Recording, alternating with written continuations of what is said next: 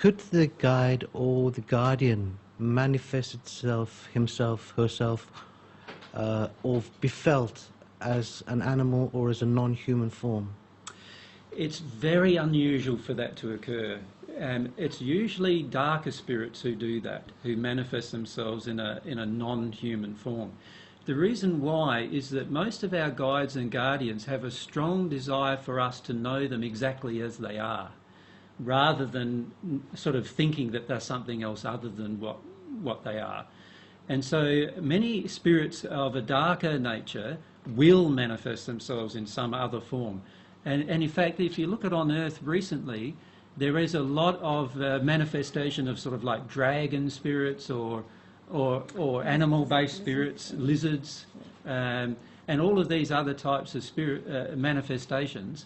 They're usually spirits who are not developed in love as much as our guides, and who are also generally sometimes trying to scare people as well. Now, sometimes though, we have animals who we used to have on Earth who have died, and those animals are now in a spirit form, and we do have the ability to see those animals. So if you have a very favourite pet, for example, that died when you were a child, well, it's highly likely that pet will remain around you in spirit form until your own passing, and there will be times when you will actually see them, when you'll see them with your spirit body's eyes, the actual pet being around you. So that's different than a spirit faking themselves as an animal. There are actually animals, when your animals pass, as long as they have a central nervous system, they have a spirit body, and when they pass, if you loved them, they will often be around you all of the rest of your life, and you will often see them. And sometimes if you have children, your children will actually play with them. You'll actually notice your children laughing and giggling with something invisible, and you don't understand what it is, and it's often the pet or whatever it is that is a part of your life still. Now that's different to a spirit who tries to portray itself as an animal, and spirits who try to do that generally are collections of spirits, and they don't like to portray themselves as they are, because if they did, you would see that their condition is darker than what they want you to believe it is. And so you often see the difference between those things. Now today we might have an opportunity to talk to some of those spirits as well who do that. So what we're wanting to do is just discuss some of these things with you, and then give you some directions in terms of what your spirit guides feel can happen to connect better.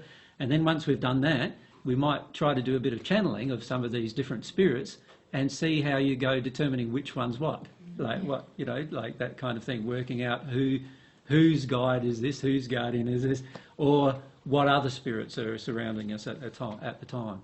Yeah. Yeah.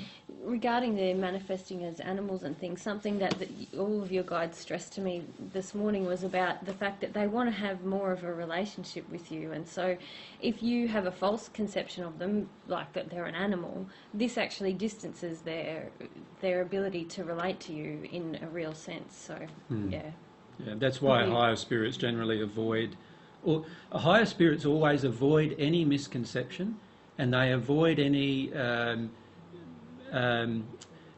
lies, really, portraying lies to people on Earth. And they don't try to make things, especially spirits on the divine love path, they don't try to add an air of mystery or intrigue, or you have to figure something out. They usually try to be as plain as possible.